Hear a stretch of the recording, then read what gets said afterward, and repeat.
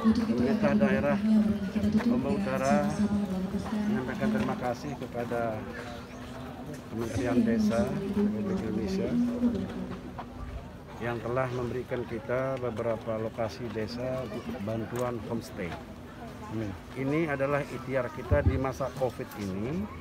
Kita mempersiapkan seluruh objek wisata yang kita miliki, yang termasuk homestay ini, supaya pasca COVID-19 ini sudah bisa kita gerakkan semua potensi yang ada untuk menerima para wisatawan yang ada di Lombok Utara.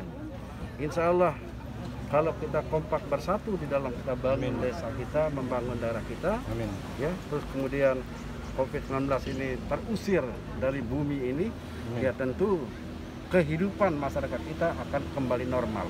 Seluruh ikhtiar kita, ikhtiar masyarakat kita, ikhtiar pemerintah kita, ya bisa membuahkan hasil untuk kepentingan kesejahteraan masyarakat kita sendiri.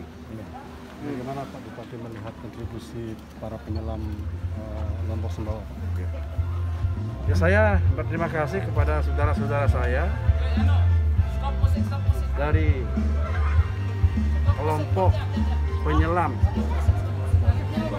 Lombok Sumbawa ini dia punya kontribusi sangat luar biasa, karena ini salah satu daya tarik ALU atau daerah kita ini adalah melalui penyelaman ke terumbu-terumbu karang yang ada di daerah kita ini.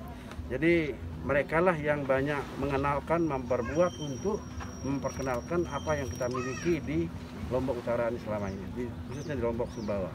Tadi sempat diperkenalkan beberapa biota laut yang langka Pak. Itu seperti apa?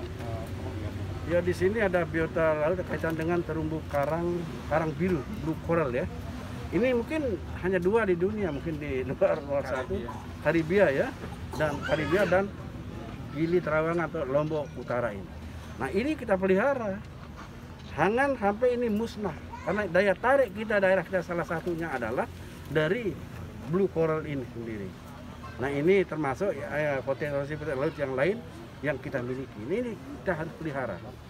Kita tidak boleh membabi buta cari uang, kemudian ini kita musnahkan. Kan harga daerah kita ini akan lebih tidak bisa didengar sama orang luar, tidak bisa dikunjungi. Terkait sedikit awik-awik, apakah ada di Lombok Utara Pak? Saya kira awik-awik di masing-masing desa ini ada dia. Karena bagaimana awik-awik ini dipelihara daratan kita, memelihara laut-laut kita supaya dia awet gitu, bisa dinikmati oleh semua orang. Harapan apa Pak di COVID-19 ini Pak? Apa harapan Pak di pariwisata Pak? Ya, harapan kita terhadap COVID-19 ini kepada masyarakat saya, renten-renten saya, supaya mari kita memenuhi apa yang dianjurkan pemerintah, ya harus menggunakan protokol kesehatan, gunakan masker yang baik, ya tetap cuci tangan dan menjaga jarak antar satu dengan orang lain, supaya kita terhindar dari COVID ini. Kalau COVID ini sudah atau hilang dari daerah kita atau di negara kita, saya kira kehidupan kita akan normal kembali. Amin. Insya Allah. Amin. Terima kasih Pak. Ya. Izin, terima kasih dari Kementerian. Siap. 80% kami minta untuk diundang. Bagaimana nanti sistemnya di sana? Ya. Itu yang pertama. Lalu yang kedua, kami rasa juga penting untuk kami menggandeng semua dive shop yang ada di NTB. Artinya apa? Karena saya juga bagian dari keterwakilan kawan-kawan dari ASPI, ASITA, HPI, dan lain sebagainya. Itu bagian dari kawan-kawan kita, Pak. Jadi awal sejarah ini untuk membumingkan itu adalah itu bagian dari kerjasama kita. Ketika gempa sudah melanda, baru muncullah COVID, kita pindah mindsetnya. Dulu kami mindsetnya diving pertama. Begitu itu sudah tidak bisa dijual karena by road semua sudah rusak, akhirnya untuk menghidupkan otonom masyarakat, sedikit demi sedikit kami buka camping.